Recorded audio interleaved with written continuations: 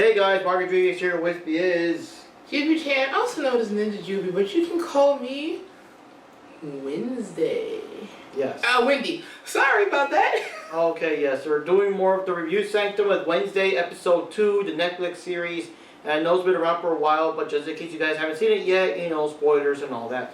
And just real quick, Wednesday was taken to a new school called Nevermore Academy. There's lots of mysteries and stuff going on. And where we last left off in the first episode, this kid that she thought was in danger was actually trying to attack her with telekinetic powers and everything, because he saw some page in the book, something that his mother told him in the past, that I guess Wednesday is destined to like destroy the school and kill everyone. So he's trying to kill her first, but then like this random monster appears and cuts him up and kills him.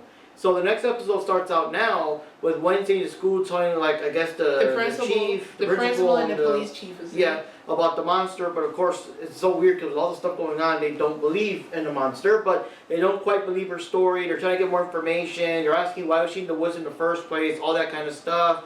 But then all of a sudden the kid shows up alive and well, and even Wednesday is like, what? And you know, we go into the intro and stuff like that. So, with all that out the way, yes, that's how the episode started.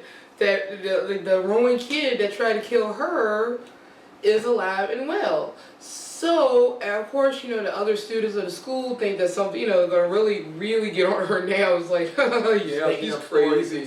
Making up stories for attention. This is Wednesday. They don't know her very well, do they? Yeah, but the other thing is that the kid is suspiciously expelled for no reason. It's like why? Mind your business. And had to be rushed out right away. So very suspicious. And what's it? The den mother, the group mother for Wednesday and their group of students. She was the one, you know, taking Rowan to the train station, and Wednesday wanted to talk to Rowan, but she's just asking questions about him, including his former roommate, which is the guy that seems to be kind of a bit of a loner, but used to go with the main siren girl. Was it Bianca? Yeah, Bianca. With him, yeah. So she was asking questions about him, and you know, and he's like, yeah, he was acting a little weird, whatever. So she found out that Rowan is about to leave, and Wednesday goes to try to confront him, and Rowan's like, I can't talk to you, blah blah blah, yada yada yada, whatever. And the den mother, what's her name? She's telling Wednesday, you know, you shouldn't be talking to him, which I thought was kind of a strange thing to say. Yeah. So she drops Rowan off at the train station, and Thing follows behind. Yes, because you know Thing's supposed to, you know, be her little Wednesday spy. And he goes into the restroom. He doesn't get on the train. Goes into the restroom, and changes. And just a random old guy. Yeah, and leaves. So Thing misses it, and then transforms back into the principal. Yeah. So obviously there's something going on there. And even when she was talking with Wednesday earlier, asking her like, okay, now I know you were just lying to the police chief. Now what really happened? Why were you in those woods? And if she knows that Wednesday's having visions, because she said that Morticia apparently had them when she was a student there. That makes me wonder, how old is this woman and how long has she been there? Yeah, and at first I thought it was some weird shape-shifting person that changes into other people, including the principal, but it didn't make sense to me. It has to be the principal because, you know, setting the kid off, you know, is a perfect excuse to get rid of him so that she wouldn't be stuck now having to pose as both the kid and her at the same time or whatever. So it's easier to just say, oh yeah, he got expelled and whatever. Never you mind why he got expelled. And it makes you wonder how they actually truly covering this up, because she actually, I know we're staying on this first part a bit, but it's just kind of crazy, but she told Wednesday that, you know, she contacted the parents, he's been expelled, she couldn't let Wednesday know why he was expelled, which, and, you know, for real, it would make sense. You know, you're not supposed to divulge that info just to some random student because they want to know. But it still just strange because she said, like, he hasn't contacted his family yet either. And I'm like, as a parent, well, if I was a parent, I would want to know where my child is. So that's there's just something there. It's just we can't find it. Yeah. So Wednesday also wants to find out about the mysterious book. Oh, what happened is that Wednesday went back to the woods to find out if there was any evidence of the kid being murdered there, like for real, despite what everyone is saying. And she ran into the sheriff's daughter, the guy that was trying to help her out earlier. The sheriff's son. The sheriff's son, that was trying to help out Wednesday earlier. And he seemed like very nice. You know, he seems to be kind of drawn. What's his name? Tyler, I think, is his name. You know, he seems to be very drawn to her. And I guess because she is kind of different. Yeah. Compared to those around her. So Wednesday finds the kid's actual glasses, which of course would make sense if he was alive, whatever. So yeah, he found the legit glasses that were left behind when he really was mauled by the mysterious monster and everything. And when she touches them, she gets all the visions of, like what they were saying earlier about like the roommate arguing with him and, dude, you're acting crazy, what's going on? And it shows that he was the one that moved the gargoyle statue to fall on Wednesday in the last episode. So all that was kind of revealed. But also some mysterious book. So now Wednesday wants to find out what's going on with this book and everything. She goes to the conservatory or the library, wherever it was, to ask about it, and of course the book wasn't there, which means there's even more of a mystery. But she did find out that the symbol that was on that drawing that Rowan had symbolized some kind of club or society some or kind of secret so student society. Maybe not that much of a secret, but some you said that disbanded. But they don't know why. I think I have a theory as to why. They keep talking about a murder that happened during Gomez's time, so it probably is connected to that. Yeah, could be. So then what happened also is that Wednesday and Thing went to sneak into that roommate guy's room. And while he was gone, she found like a hidden mask or something. But then after that, Bianca came in, and it's revealed that those used to date, but she's just too toxic and whatever, so they broke it off. Yeah, like they mentioned in the first episode. And she's all like, like, why are you with Wednesday? Why do you keep following her around or whatever? Why are you so interested in her and all that other stuff? She sounds jealous. But there's also this upcoming contest coming up. And Bianca already hinted that she sabotaged something with the roommate, with the Luna with Lovegood. Enid, Enid, but we call her Luna Lovegood. I'm sorry, looks like she looked like she could be a Luna. Yeah. Just some more. I don't know. She's a Luna. Yeah. So we find out that I read exactly what it was, but I think her partner. They sabotaged her partner. One of the members of her team. Remember, what's name is part of a werewolf group. So they gave her or either vampire, one of them. But either way, they gave her. She had garlic bread. And it made her very sick. So now she's vampire would make sense. Yeah, so she can't participate in the competition that's coming up. That Bianca and her team always seem to sabotage and win. And the thing, there are no rules. So so Wednesday was so upset about what she heard with Bianca. She said that it was a sabotage, and she was willing to help Enid out to try to win, to win that race. And I like it because Enid's all like, oh, because we're friends, right? And she's like more like, no, vengeance, vengeance against Bianca and all that. She refuses to admit it. Enid's growing on her. She probably likes her. Like a friend. So we have the contest go on, and of course they're basically rowing on canoes. Well, yeah, they're rowing canoes. They gotta make it to a certain spot, grab a flag, and then row back and make it, in time. Yeah, and the first team that gets back, they win. So of course, you see what Bianca's team is doing. They're sirens, so they go with water. So they got one person that can, transform and sabotage the other boats. Because the rule is that if you fall out of your boat or if your boat sinks, you lose. So that's pretty much what was happening. So you had like the three teams left, and when Wednesday was the second person to get to the island. I like how the other team was like, hey Wednesday, they weren't mean or anything. Just hey, because she's going to get the flag. That she has a vision. Well, when she grabbed the flag, what was it again? That vision just knocked her out. And she was in some weird dark forest or something, and there was like this weird, like albino version of Wednesday or something, and it was just weird. Like another version of Wednesday, like you are the key, and then she wakes up. Again. Yeah, because then Bianca's making fun of her, say, haha, you had to, whatever. Because they're all dressed like at least their team, the Enid team, they're all dressed like cats. Yeah. Including Wednesday doesn't want to dress up that way, but she had to. Oh, I love what Enid says. So, you forgot the whiskers, and as you said, you'll be 8. You only have 8 lives. You quest that of her or whatever it was. Yeah, it's like, why would you have whiskers? You ask me that again. You only have 8 lives. Yeah. Or something.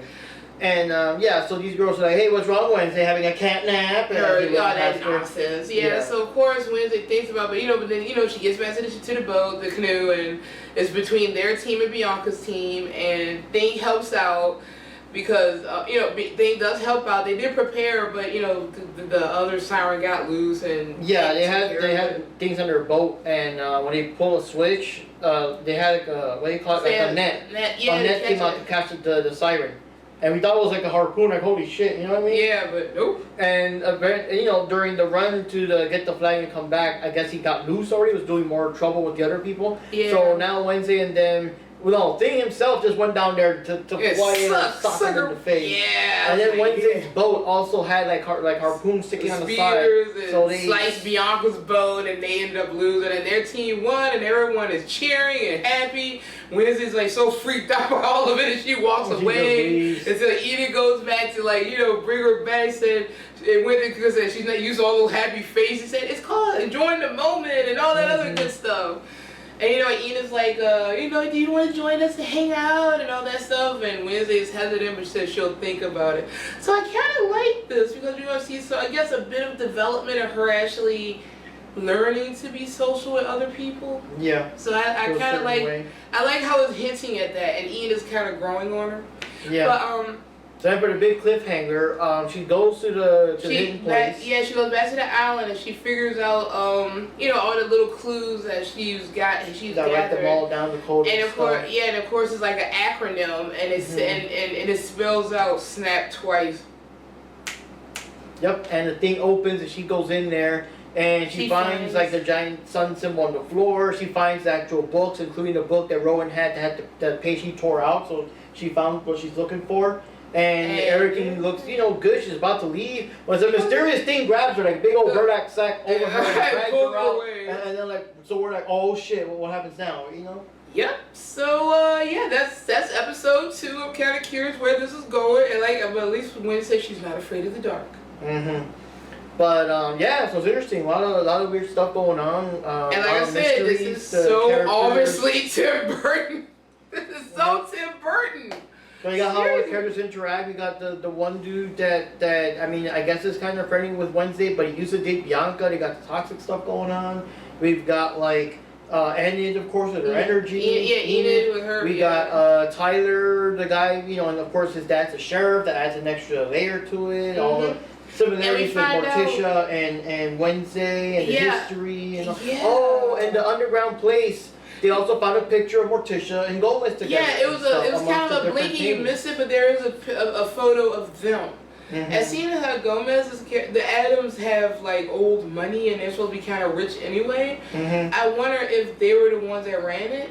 And they did, and something that Mark reminded me earlier is that the club had disbanded, which I kind of forgot. And they keep talking about how Gomez, the sheriff keeps pointing out there was a murder, and he really feels that Gomez was responsible for it, or is the murderer. Maybe that caused that group to disband. Yeah. I would say so. And of course, you still got the mystery of exactly what that monster is running around out there killing the people. Yeah, and Wednesday just says she wants to figure this stuff out because she says she's gonna she don't want she's gonna be losing her mind. She said not in a good way, it has to be on her terms that she loses her mind. And also as she mentioned the thing how did she put it that Rowan is claiming that bad things are going to happen because of her. I mean, we don't know if it's supposed to be because of her because once they just saw the book and said, "Oh, it looked like Wednesday. It must be her." Yeah, and it's the terrible things are going to happen, not the good kind of terrible. Yeah, and even she wouldn't want that, because say what you will about Wednesday's character, she doesn't strike me as the type that would want to actually legitimately hurt people unless they had it coming. Yeah, exactly. Like we saw in the first episode, they were bullying Pugsley, and she got back at the bullies, and now she has to do mandated therapy. Yeah. And we found out that the sheriff's son, he has to go to that same therapist. Yeah. So it's kind of interesting with that, and the father wants to know what they're talking about. So apparently something happened to his mother, and I guess his father's closed off about it, and they don't have a very good relationship. So and I wonder if that's also kind of pushing him towards Wednesday too when you think about it, Yeah. Or making him more drawn to her in some way. Also, like he said, he wished he could escape this town when he found out Wednesday wanted to run away. He was all up for helping her. Yeah. But yeah, that's the whole deal so far as we know. I'm sure all you guys watching the series already know all this stuff. and everything. Yeah, please, but no like I said, spoilers. this is all new for us. And also the what she found underneath Rowan's bed was like a mask. So like a mask for, society, the maybe like a masquerade type thing. The court of owls and all that. Yeah, so we'll see where this goes, and I am kind of interested. I mean, now I know too. Now I know better in the because I didn't see much of Wednesday or nothing, just like the commercials or the pictures, people talking about it. Yeah. Jenna Ortega being popular for the role and whatnot. But I knew that she was paired up with some the opposite, the cutesy, overly colorful, happy, cheerful person to make her be all like comparison. They have like Enid cereal. That's the character. That's what we saw. We saw the cereal. And I didn't know like her name or nothing, but I kind of figured, that has to be the upbeat super. See, I didn't even know that much, but I was like, hey, that's not Wednesday. I was just looking at the cereal and we knew nothing about it until this like a couple of days ago. Mm-hmm. So yeah. So like I said, I'm enjoying the series so far. This is only the second episode. We'll see what the payoff is, and I know it's gonna have a third season, and we're just getting through the first. Yeah, and we'll see where else we are because we're on different locations here and there. So yeah, we'll see where else we'll be next time. So anyways, guys, this is Mark Rodriguez here. And this is Juby Channel, also known as Juby, and you call me Wendy. And like I said, we're going to watch the next episode of Wednesday. And we'll give that team, give our opinions. See what we can. And if you guys like it or something, y'all can share it, I guess. Yep, there we go. And as always, a review Sanctum where everything and anything, and I guess and anywhere, needs to be reviewed. Yeah, because for all you know, maybe we can get Mark here to watch The Mandalorian or something. Nah, let's not get too far. Anyways, guys, see you next time. I like The Mandalorian.